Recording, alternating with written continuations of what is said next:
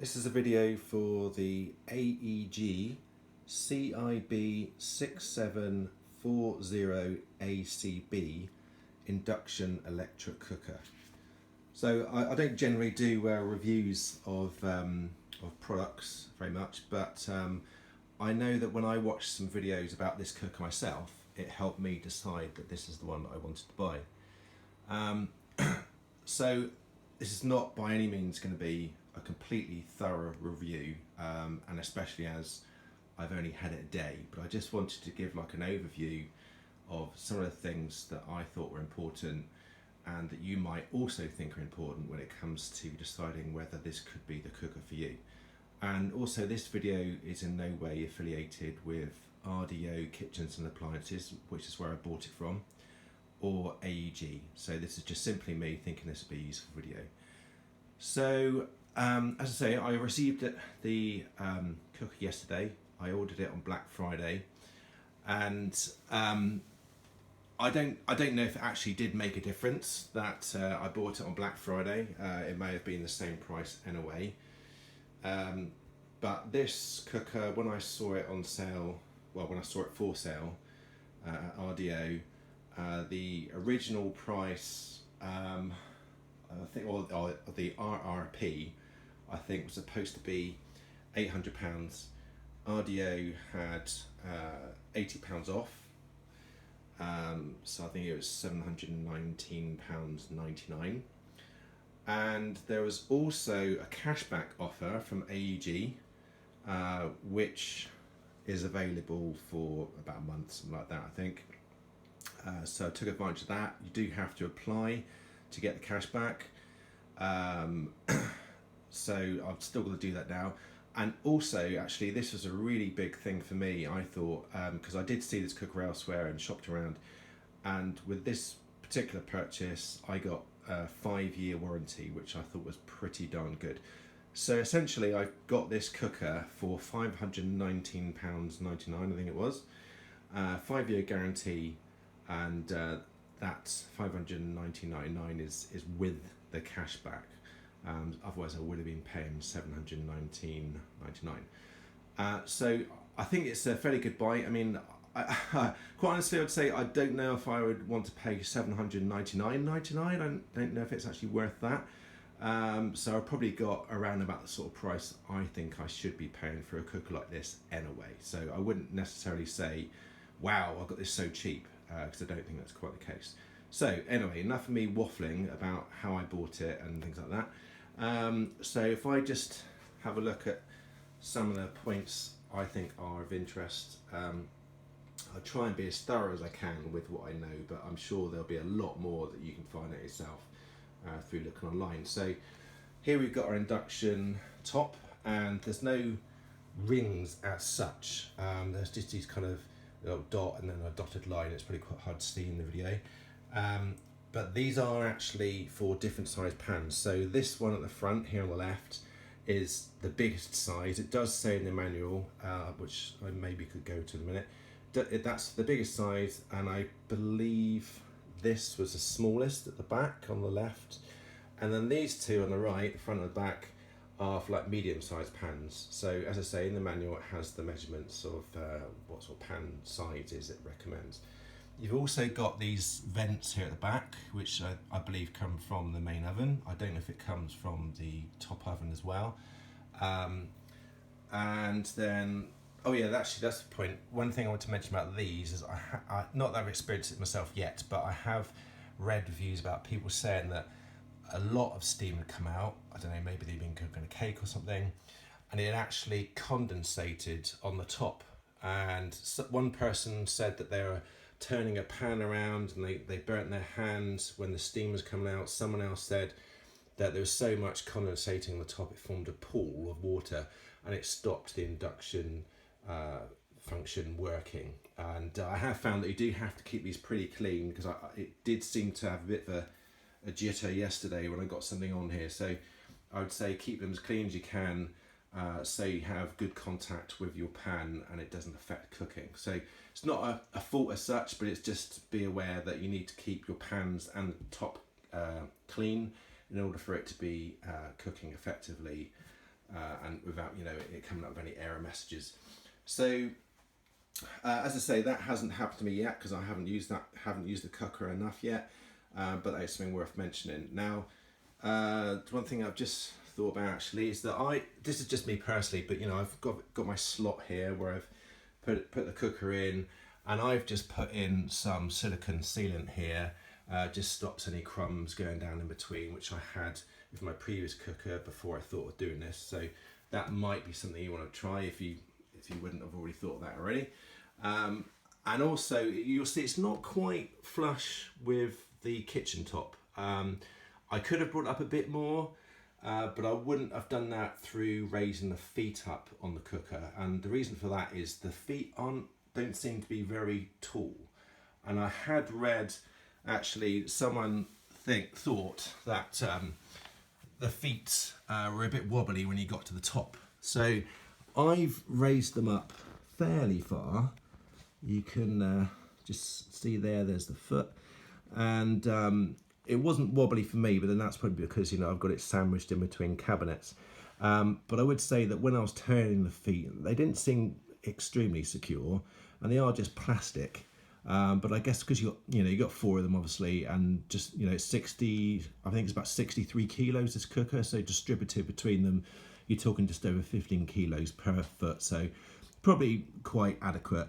But I have extended them a bit. It looks like I've hardly extended them at all. It's about the thickness of my finger is the height that the feet extend, which is not much. So I've just put the cooker on some wooden blocks, and that is sufficient for me. I mean, maybe I could have put a bit more in there, so I got the cooker more flush with the top. But quite honestly, you're only talking, for me anyway, it's only about 0.5 centimetre, so that's fine.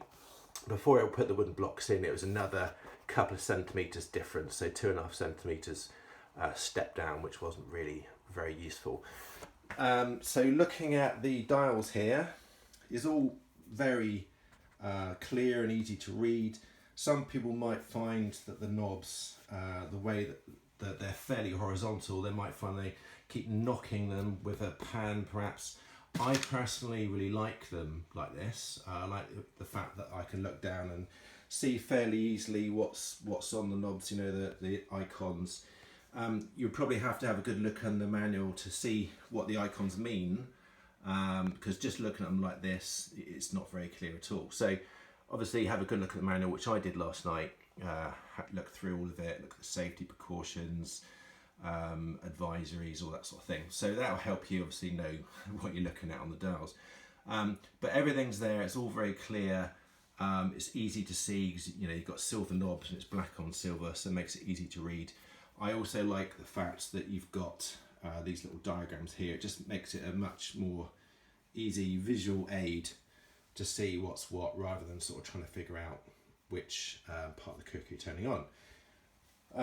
On this model, there's a clock here, and you've got other features.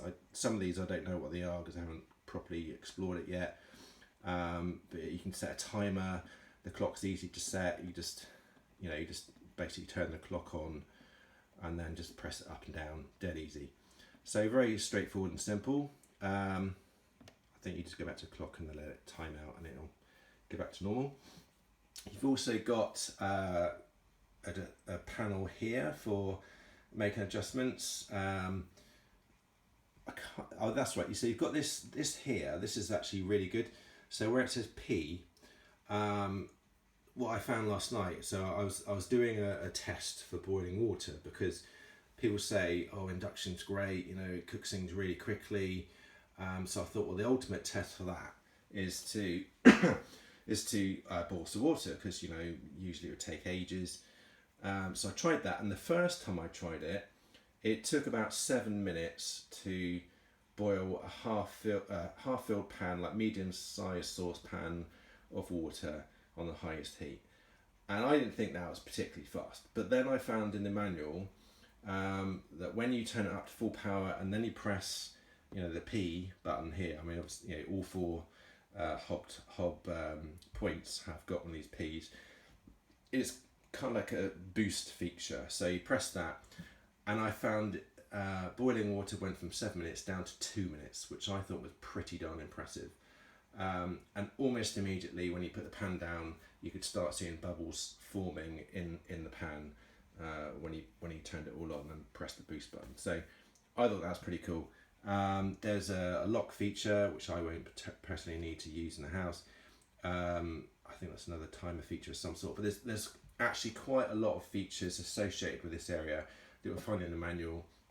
Some of it I thought seemed a bit confusing, you know, press this for this many seconds or tap this twice or that sort of thing, and I didn't think that's particularly easy, but I think it's a case of if it's a feature you like, then you'll be using that feature regularly and you'll soon get the hang of it and know exactly what you're doing. So first off, you know, you're not quite sure what's happening, but I'm sure you'll get the hang of that. So that is the outside, and you've got this just kind of a brushed stainless steel, I guess. So, you know, easy to clean, I guess. It's probably going to show up fingerprints like crazy, but I'm not particularly worried about that. My previous cooker had the same sort of brushed finish, and it was, you know, I'm not particularly prissy about it. The knobs, I thought they were sort of a bit plasticky. Well, they are plastic, but I thought they just look and feel a little bit cheap. But you know, they're sturdy enough, but they don't feel like top quality. But you know, they'll certainly do the job. And also, the other thing was that when I was moving around the cooker, I found at the back, right about down this side bit here, so at the bottom of this flange here, when I was moving around the cooker, it was actually a very sharp edge. So I wasn't particularly impressed with that because I actually cut my finger. So okay, it doesn't matter now because it's all hidden away and it's not an issue, and you know, it's no danger to anyone. But I did think it was quite poorly finished. I think that's, you know, going to be the same with all cookers though. I think it's just how they're produced. It's probably just a big sheet of metal they stamp out, and they probably don't do anything much in the way of finishing the edges. So just be aware of that. But I you know, looking at a cooker, I mean, it's not often you see a cooker out of its spot like this. So you sort of, especially when it's a new cooker, you notice a bit more these details, and you think, well, you know, is this really made very well? And I thought that this cooker, although it seems to be fairly decent so far, it does look like it's made to a price, but I think that's just the way all cookers are these days. I expected it to be slightly more finished maybe, but I think that's just because I'm being more critical and it's a new product. So I'm very aware of how it looks and how it's made. So I think I'm not saying it's any worse than any other product, but I just was aware that these days I think all cookers and appliances do seem to be very much made to a price. So we got the outside of the cooker here, and got this door, and then there is this catch here. So it's not easy to do it one-handed, but you can take this off, and you've got the glass here. So it's a triple glaze. So you've got 2 panes here and another pane here. So I'd imagine that's going to be pretty good for stopping heat getting into your kitchen. So this very easily snaps on and off. I thought also this piece here seemed a bit cheap, but it does seem to hold in place okay. And the hinges feel fairly sturdy. It's quite a nice action on those. Doesn't feel wobbly. It feels very solid. So at least it's got good hinges. Inside you have this textured coating, which I believe is supposed to stop food and that burning on and looking a mess. And it's supposed to be self-cleaning, I believe. I don't even really know what self-cleaning means. Seems a bit of marketing rubbish to me, if you ask me. But then this is actually my old grill tray from my old cooker, so I won't focus on that. But you've got your rungs in here, and then a tray which you can even slide out. And it's got little bumps on it to stop it sliding out too easily, and you know, your pan falling off and you hurt yourself. So pretty standard though. There is a bit of a recess in here, so if you did have a pan on here, it would hit this stop and it wouldn't just slide straight off. You've got, can't see very well probably, but there is just behind this piece here, there you've got the grill element, and it is pretty close to the edge here. So if you were a little bit clumsy, you could potentially burn your hand, but really you'd have to be a bit of a numpty to do that. It's, you know, if you've got your pan here and you have a handle on it, and your hand's at a distance from the element, you're gonna be totally fine. I don't envisage me having any problems. And there's a vent up here. I guess I'm not sure if this is from this oven or the one below, but there's a vent here. And what else? Oh, there is a light at the back, right about there, which for me is absolutely brilliant because I didn't have that on my previous cooker, so that's going to be really great. So I'll be able to look in there and see how the cooking is going or grilling is going. That's going to be really useful indeed. So that's the top oven, and I don't know actually at the moment if you can use that as you would a normal oven, or if it's just oven as a generic sort of word and it's only really grill. I'm not sure, but here's the main oven. Let's take out this old tray. So this is how it comes. You've got a great big tray in the bottom here, and got a trivet, I think it's called. So just turn it up whichever way you need it.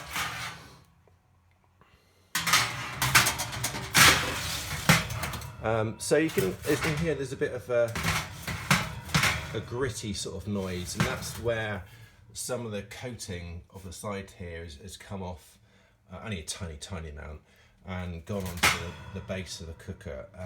And that was after I had the cooker on full power for an hour as a sort of a cleaning function, because it's a new cooker. It advised that in the instruction manual, and I think some of that has just kind of come off and gone on the bottom. So I actually cleaned out some of it. So it's a bit gritty when I was sliding in and out this tray, if you can hear that. But I think totally fine, that's okay. You've got your rungs here again. Now these rungs in the main oven and the oven above, they do come out very easily. There's just a little bit of a peg here, and you pull out the front first and then pull out the back, and this whole thing comes off dead easy. And then I've also installed, the cooker came with these sliding runners. So you just get two, and they're quite easy to clip on and off. It was a little bit tricky to understand at first in the manual, but then once I worked it out, it was dead easy. So what I would say though is these runners, I found it much easier to attach the runners to the side rungs when the rungs weren't in the oven, because you could see what you're doing. So I took these rungs off, attached the runner, and put the rungs back in the oven again, and it was dead easy then. Otherwise you're fiddling around the dark trying to get it in the right place, and it's just really awkward.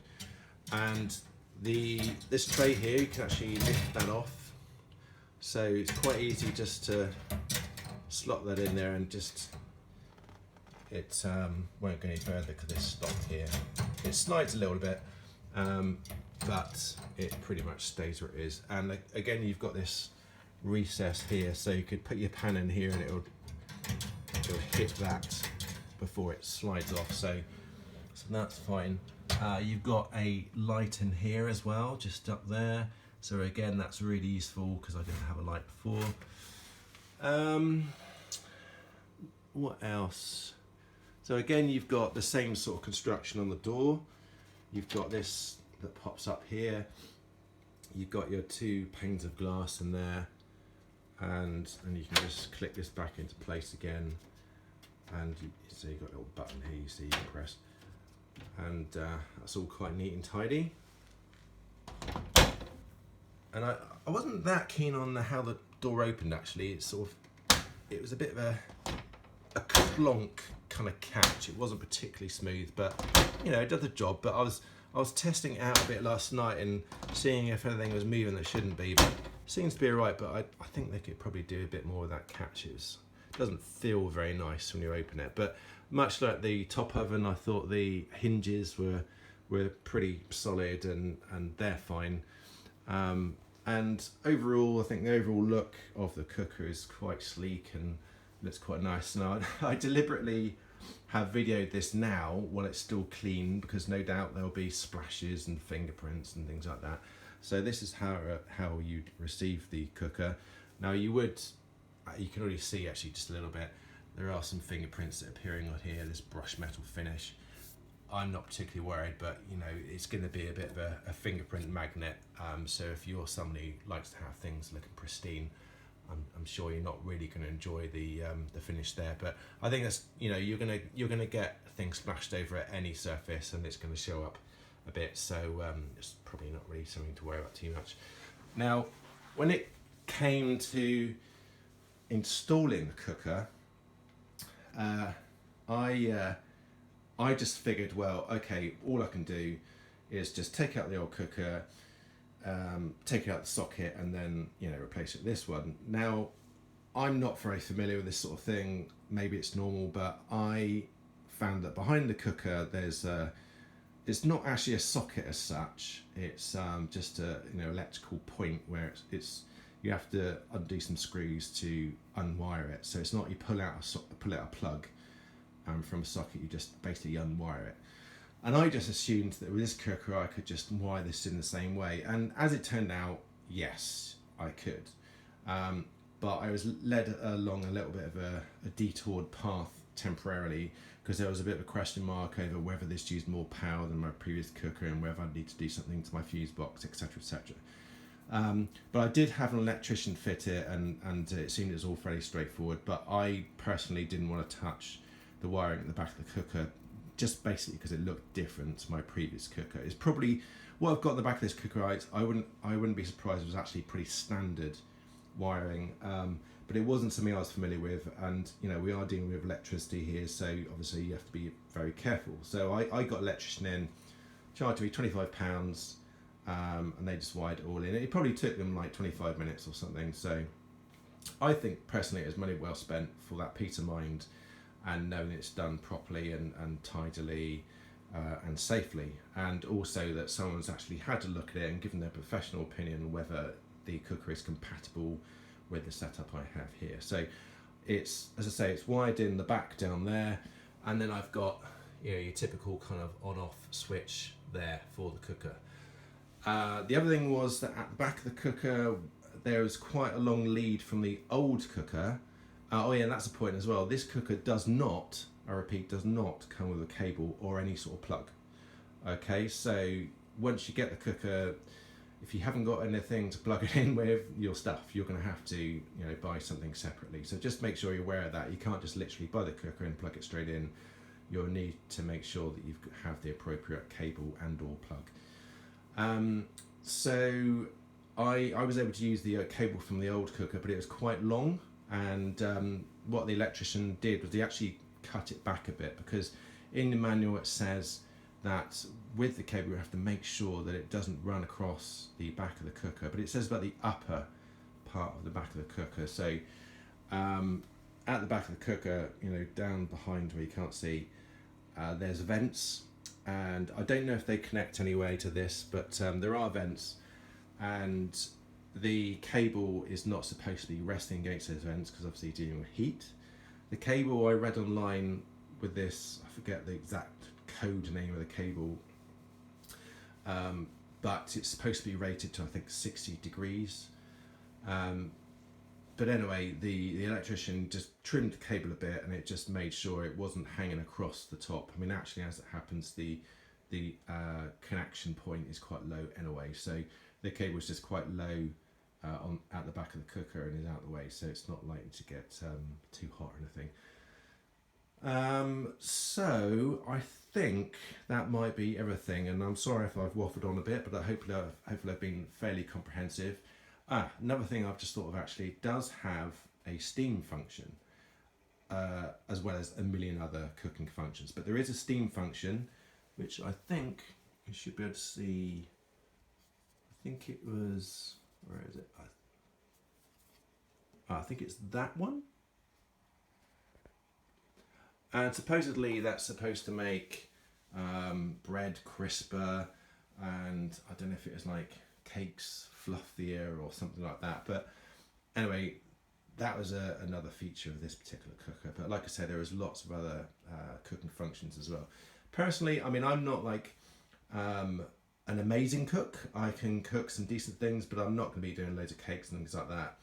I just wanted a cooker that's of good quality and was induction and would do what I need it to do. So this is probably a little bit more than all the functions I would use, but I can imagine that this would be a good cooker for people who are more accomplished in the kitchen. And like I say, I think it's quite a nice design, easy to use, reasonable construction, and got some good features. And I thought the price was good for the quality that I got. So I hope that's been a helpful video. Hopefully not too boring of how long it's been, but hopefully it tells you pretty much everything you'd need to know about the cooker, and you can make an informed decision as to whether this is the one for you or whether you'd like to go for a different design. Okay, thanks very much.